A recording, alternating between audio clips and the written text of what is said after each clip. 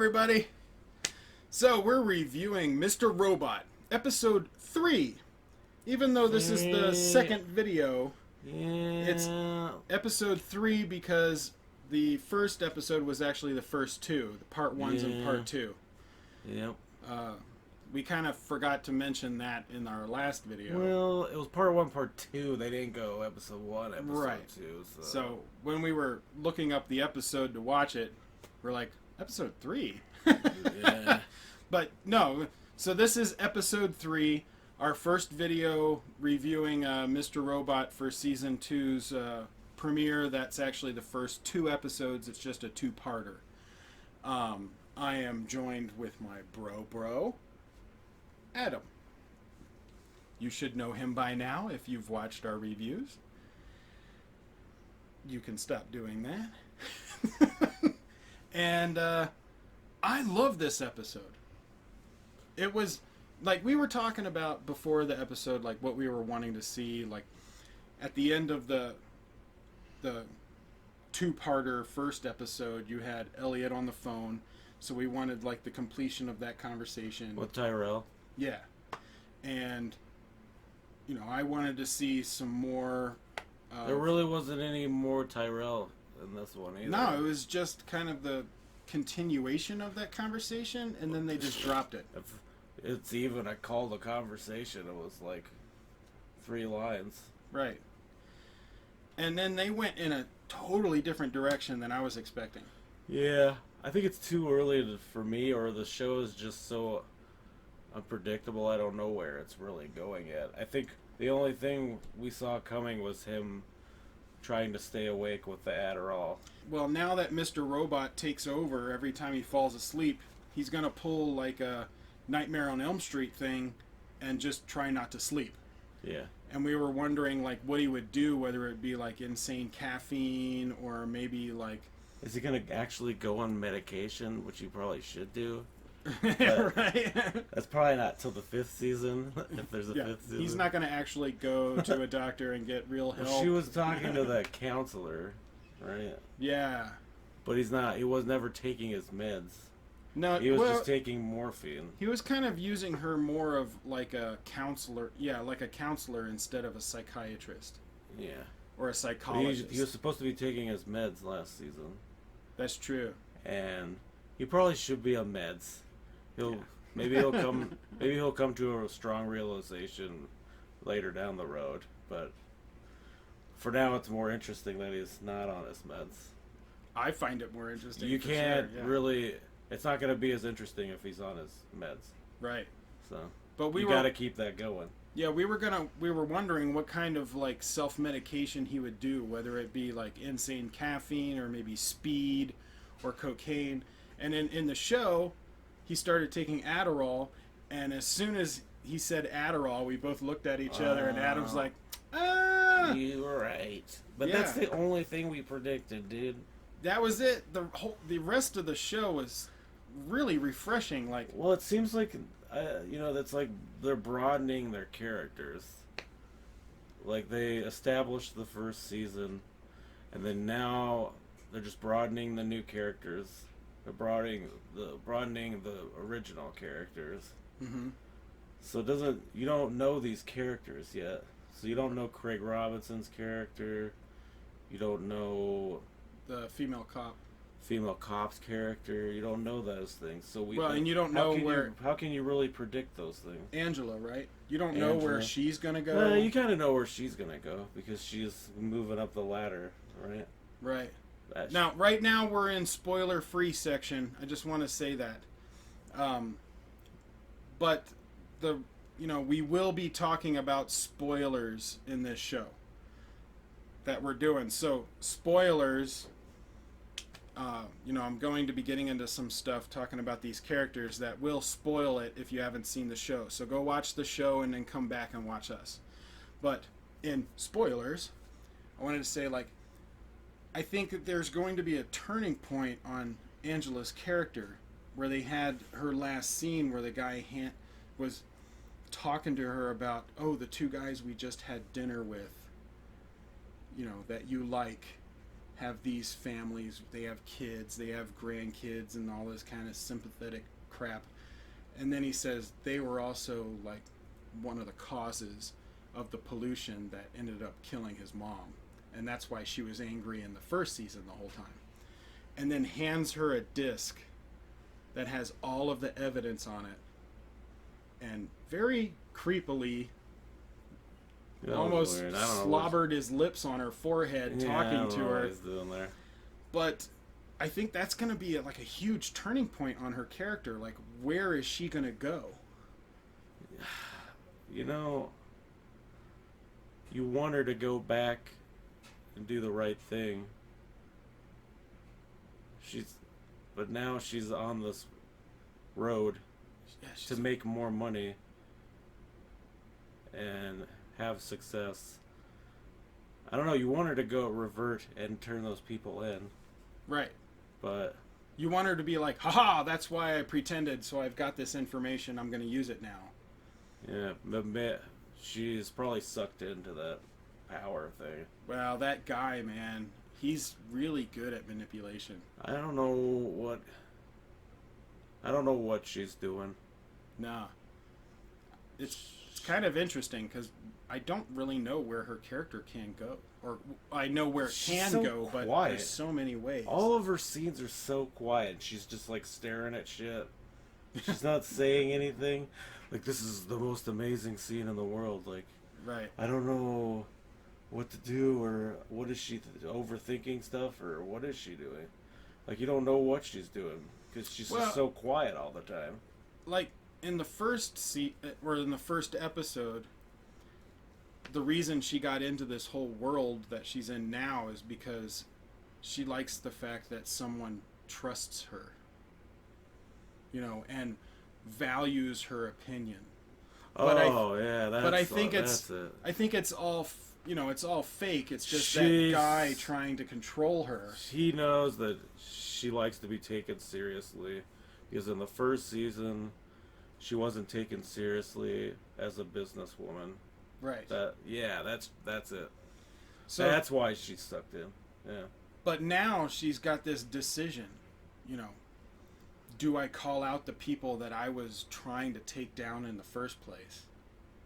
Or do I continue in getting sucked into this world of feeling trusted and valued? And the businessman, dude, that guy is so evil. I really love that character, but he's so evil. He's bad. And the actor does a great job with it.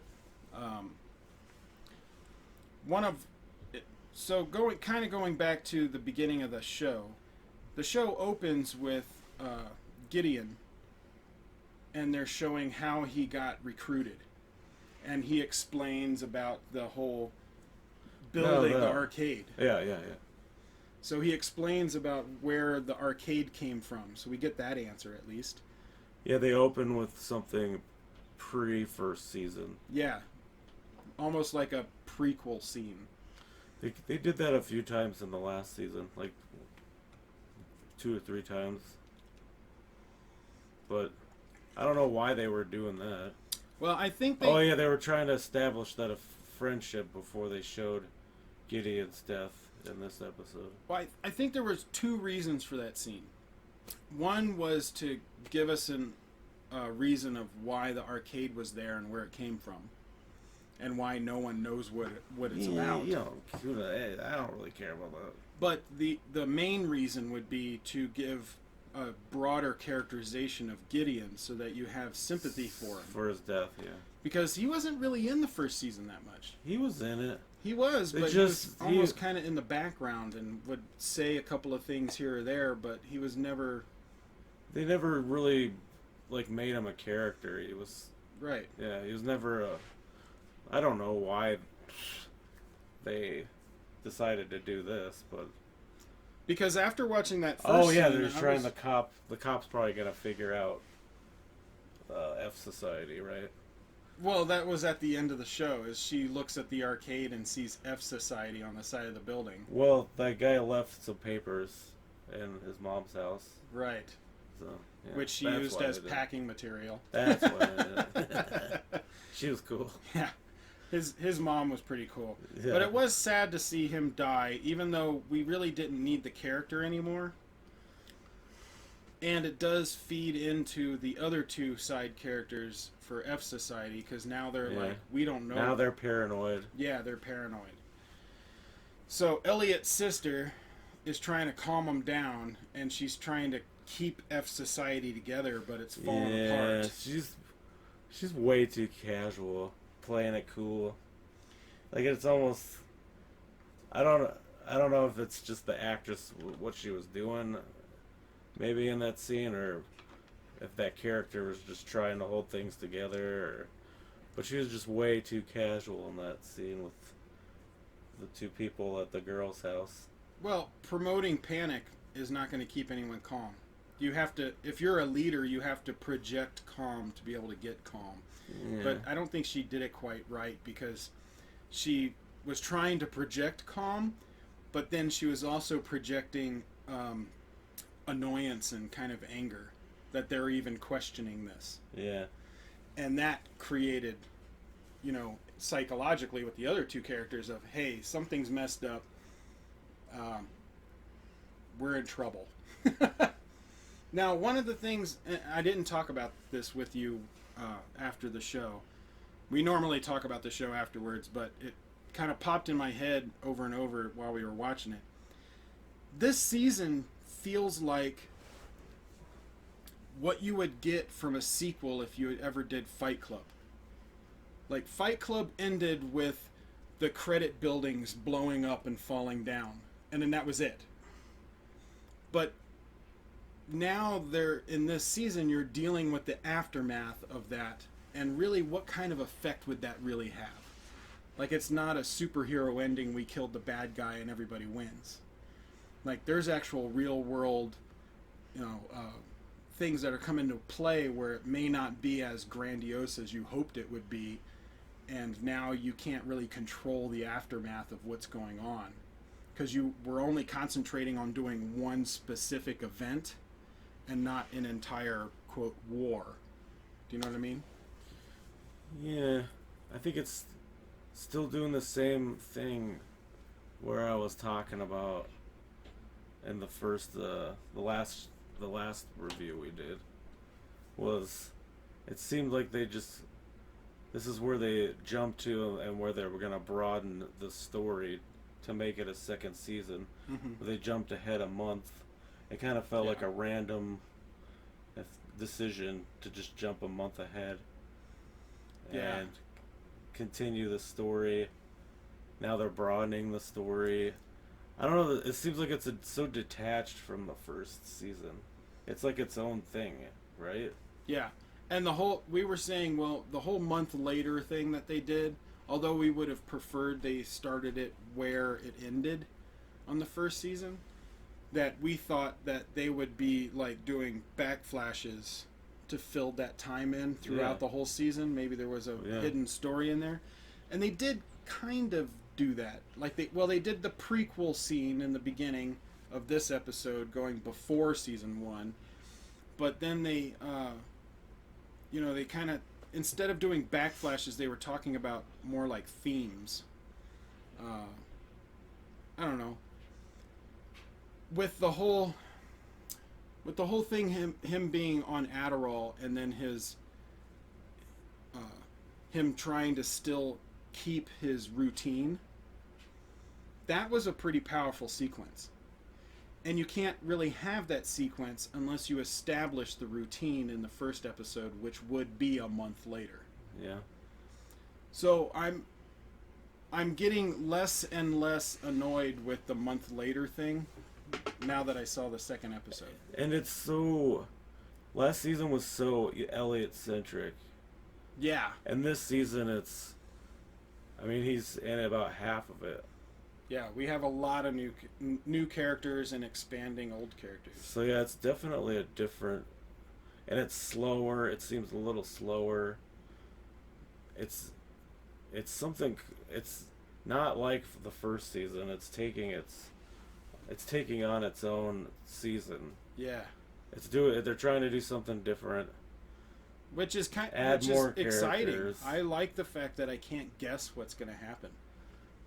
Yeah, I do can't. like You that. can't guess. I couldn't guess what happened in the first season either. But Yeah, well, exactly. And the only thing we could guess just from this episode was the fact that he would probably put himself on self-medicated drugs to keep himself just to awake. get rid of Mr. Rope. So, Adam has actually had Adderall as a prescription, legal. Yes. Not illegal behind the dumpster Yeah. Adderall. More of he was on Adderall when you were younger. Yeah. You didn't- Actually, it was fairly recent. fairly recent, Like 6-7 years ago. which is younger. Yeah. But you kind of liked it, but didn't at the same time. You do have that upbeat feeling, like they were showing him really upbeat. But then I got so riled up with that upbeat that it would make me irritable. And I was taking maybe 30 milligrams. Yeah. And in this, he said he was taking 200 milligrams A day. a day. And he was up for 6 days. Yeah. Yeah. And you were saying on 30 milligrams, your sometimes my heart was sometimes pounding. sometimes I would feel my heart pounding out of my chest. Like it would give you anxiety. And so 200's in a Insane amount. I think it's pretty insane. I would. Well, when we saw the first scene where he took the Adderall, he was looking at Christian Slater, Mr. Robot, and he started just popping the pills, and he threw like 5 in his mouth. Yeah. I was like, holy shit. He's like, "Oh, what are you doing, dude?" It's like after the third one, you were They like, never- "Oh." Yeah, I was just like, oh man, I don't know if that's realistic or not, but who knows what the pill dose. It looked like it. I mean, it didn't even look like Adderall, but maybe it was a different form of. Well, I think what they were doing, because they made the color of the pill red, they were really doing that to offset the barf. I took a scene. generic brand. Yeah. That could be some other brand, but whatever. It looked like It looked like more than 10 milligrams. Well, and Like it looked like he was popping 20 milligrams. in He any popped like 100 milligrams of that scene, I think. yeah, he popped like 5 pills, Yeah. and they have to be 10 milligrams a pill. Oh About. my god.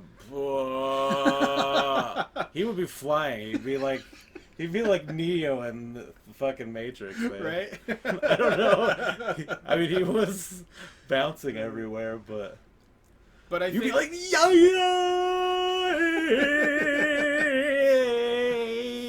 well, there were a few Like- scenes where he was kind of like that. It would be crazier than that 100 milligram. But I think for cinematic reasons, you can name a pill, any pill, and color it whatever color you want. No one's gonna know, really. Yeah, that's true. Plus, I took a generic form. It could be something Right. else. I mean, it doesn't really matter. But I think the reason they made the pill red was so that you could see it in the color contrast during the and it's barf scene. vomit.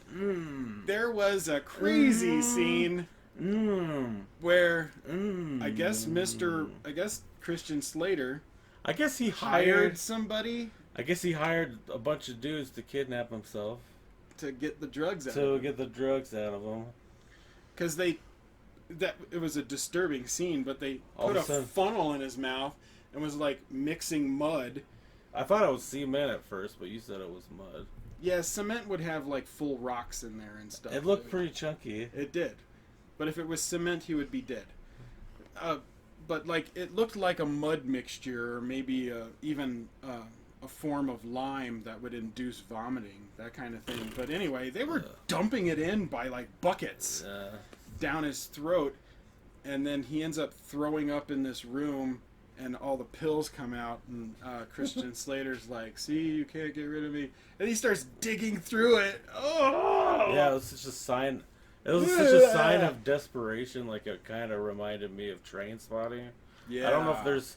Trainspotting is just disgusting. They have just a few disgusting scenes. I don't know why it reminded me of that, but he was desperate to get Mr. Robot out of his head. He wasn't desperate to continue on Adderall.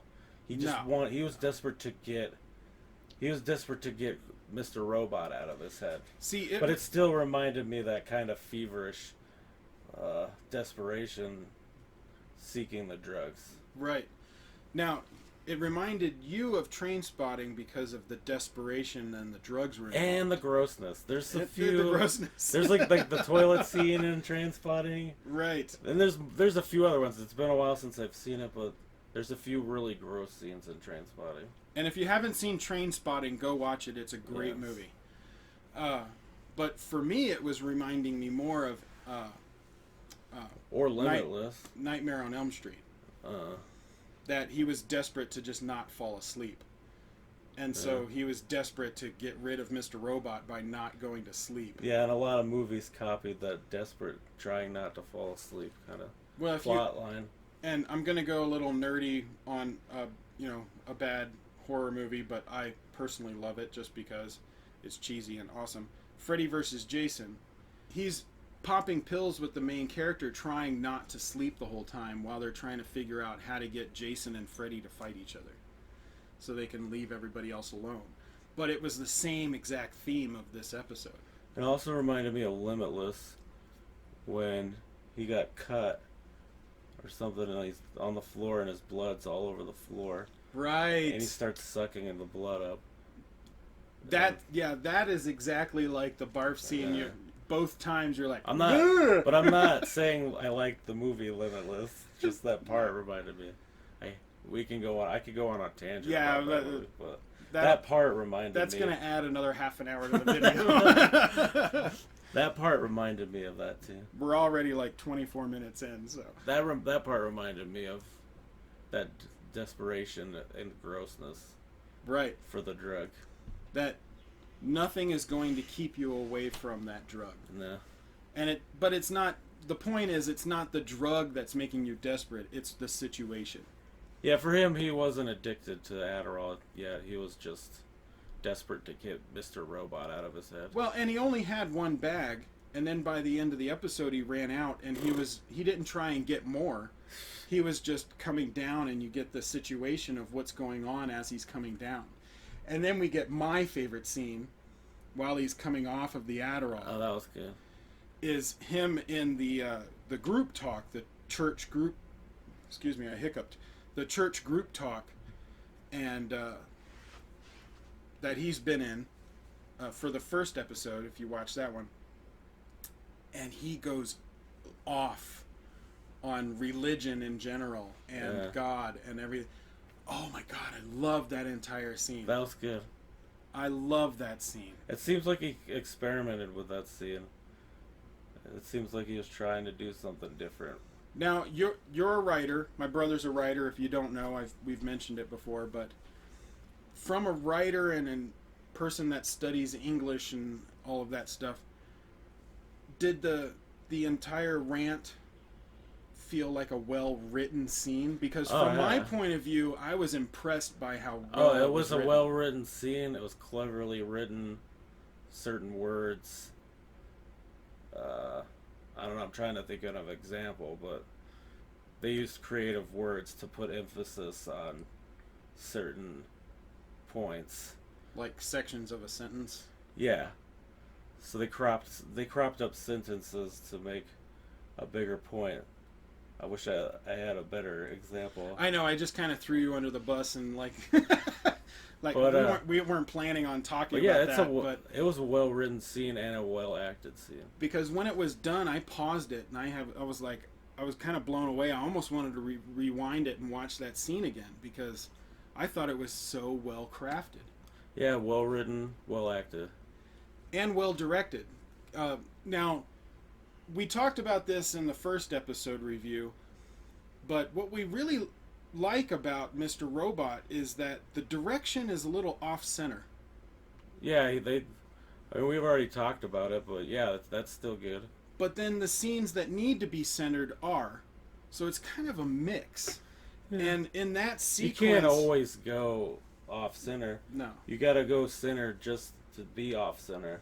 Well, and when you talk about, like, the big business people, you want to stay on-center. Plus, it seemed like when he was really calm, like when he was just laying his head back.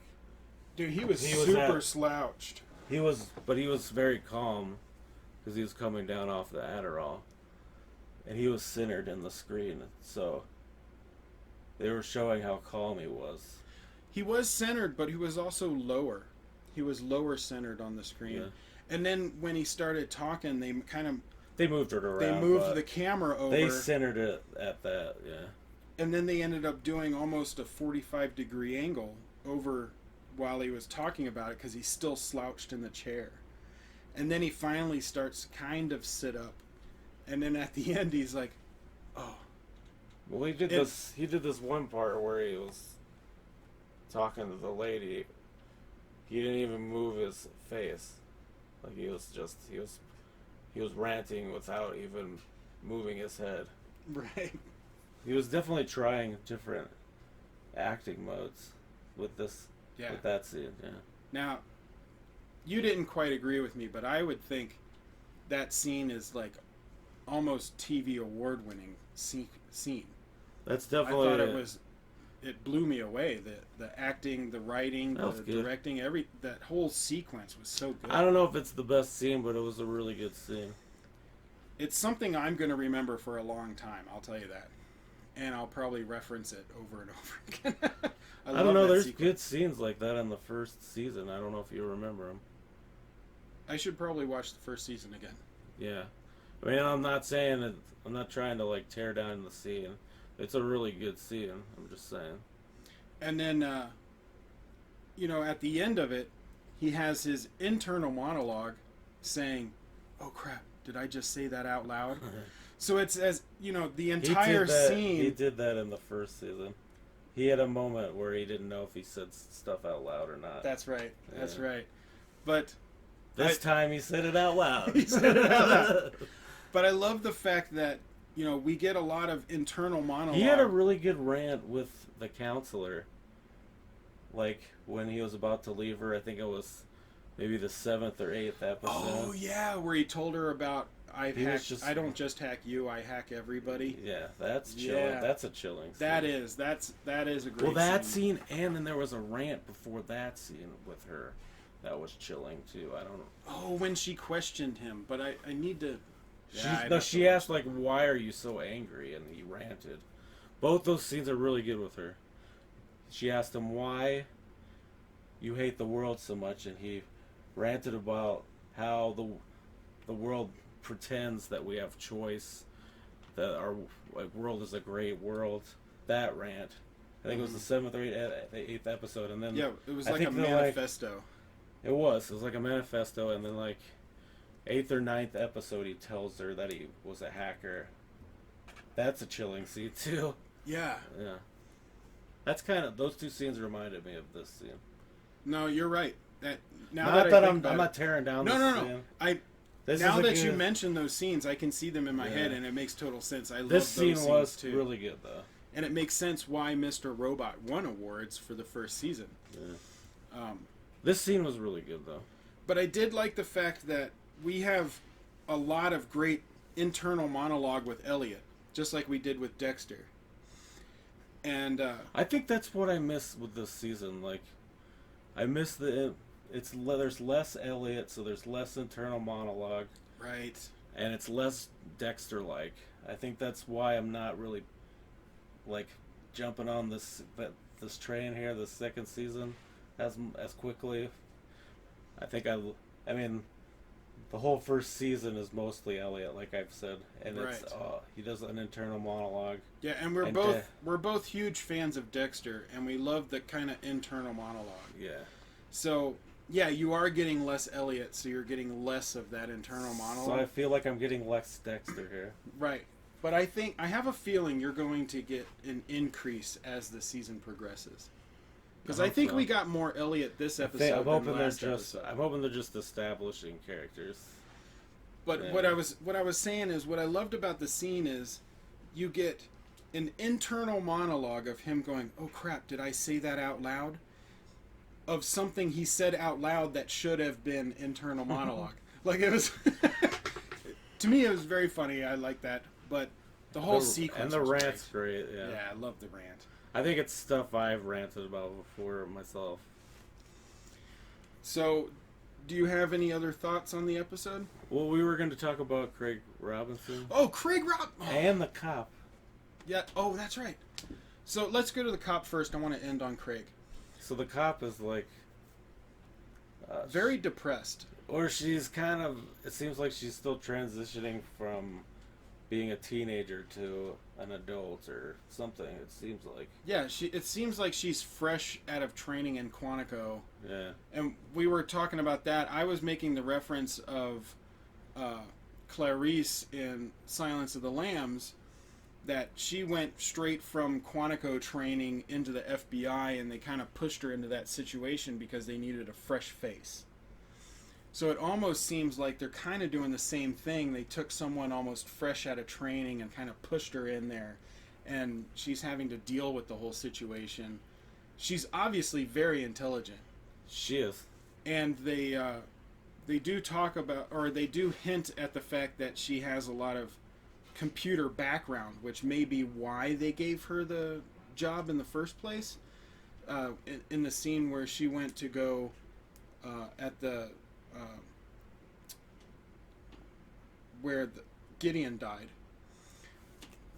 the crime scene. She went to the crime scene, and then the guy was playing with the computer, the forensic guy, and she's like, "Do you want to do that because of, did you check this about the hard drives?" And they're like, "What?" And he plugs something in, and the computer sets on fire. And she kind of said something like, "Dude, that's stupid. You're sick. Go to a doctor." That's like something a new person would say on the job. Right, you're risking the rest of the group. That's like something a newbie on the job would say. Like when I'm working, I don't care if somebody's sick. I know they need the money. I never say anything. Yeah, well, we've been working for a long time. Yeah, so I don't think she's been on the for a while, so she's quoting something from the book. Well, and if you look at her apartment, it's very bare. It looks like she just moved to the city. Just got out of college. Right, yeah. It's like her first or maybe second. Like she's up at 4 in the command. morning watching Bachelorette. Is that what she was watching? It's one of those dumbass shows. I don't know. It was one of those reality shows, and somebody's proposing marriage, which they're probably either got married or got divorced the next year anyway. I can't stand those shows. Don't watch reality shows; they're bullshit. Anyway, she wasn't really watching it either. No, it seemed more like she was just staying up late. Well, she had a look on her face as if she was wishing that was her. Like Was she paying attention? She was. It seemed like she wasn't paying attention. She did have her glasses on. Well, she said she asked her Siri or whatever what time it was. Oh, as if she was bored and just waiting? Yeah. Yeah. All right, yeah. I don't know. That's kind of how I picked it up.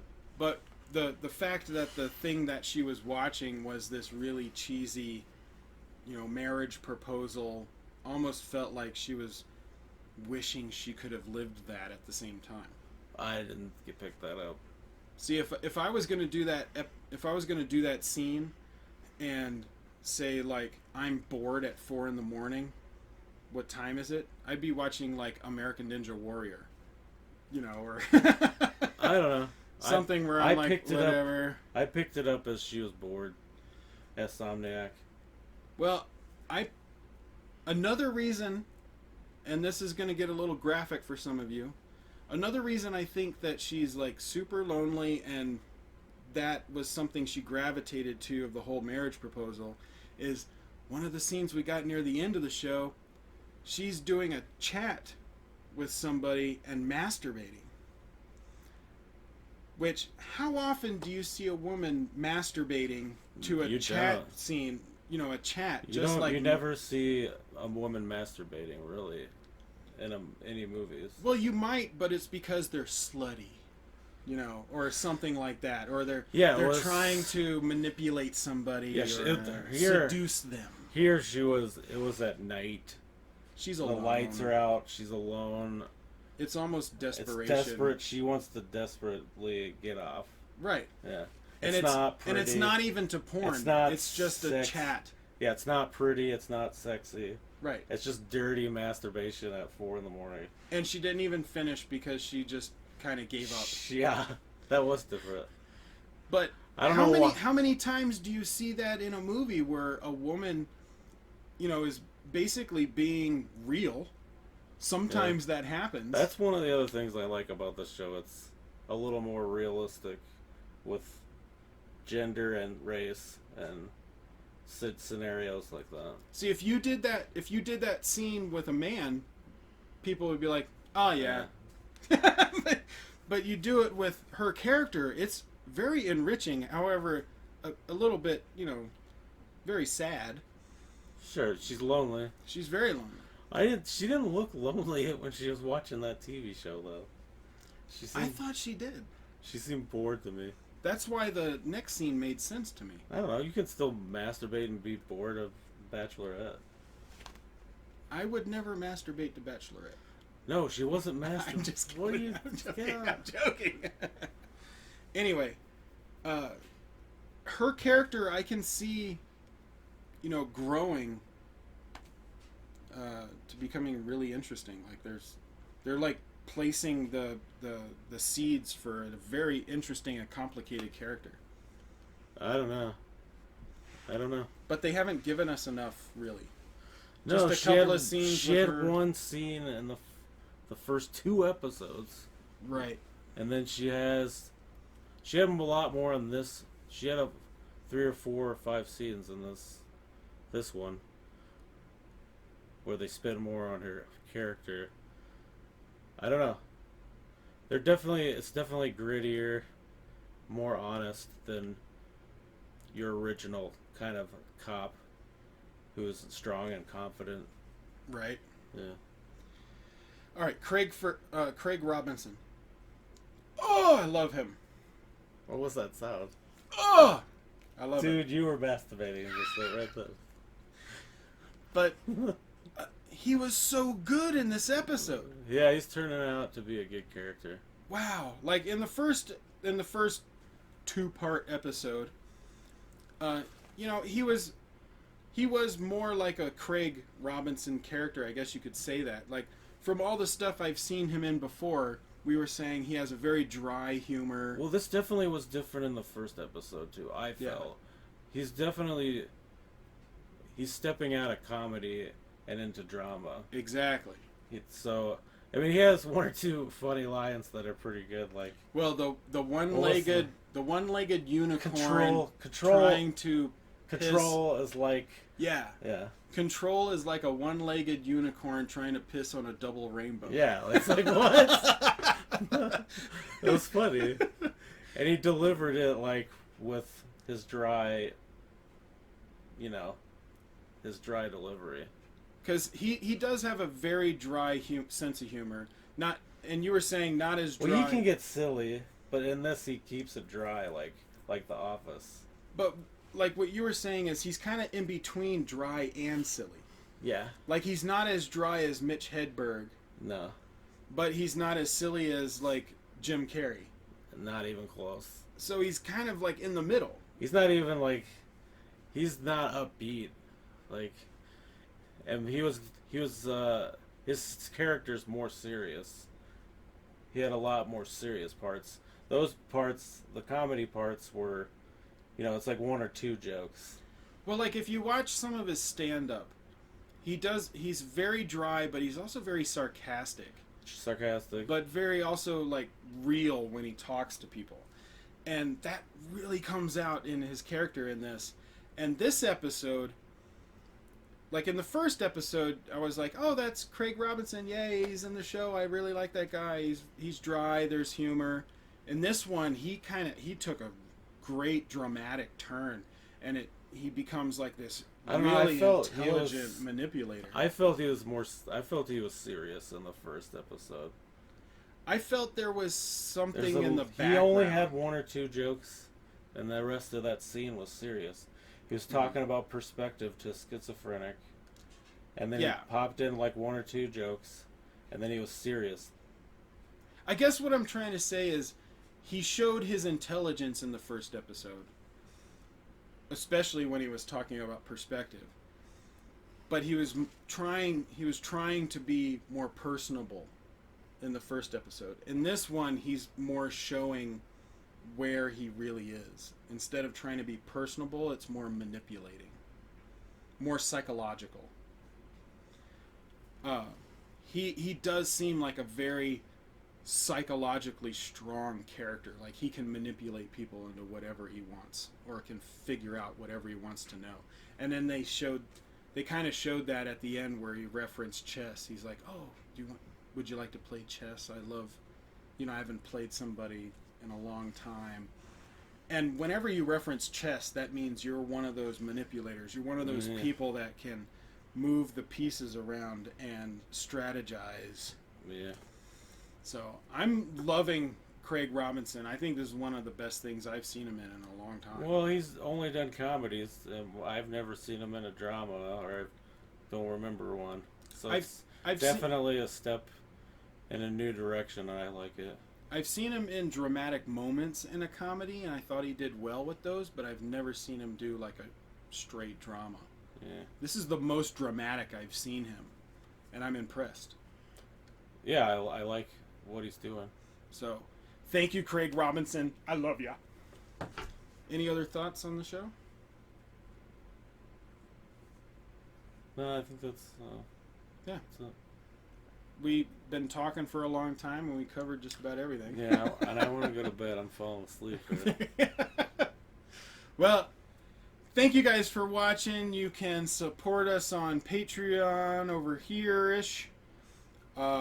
Icons for my social media, which all of this stuff is... No. All this stuff is linked in the description below. I thought you were throwing grapes. And then the mailbox is under his head. And you could mail me stuff physically over there. But everything is in the description below. Check those out. Thanks for watching. Love you guys. Like, share, subscribe. Tell your friends. And we'll see you next week on the next episode.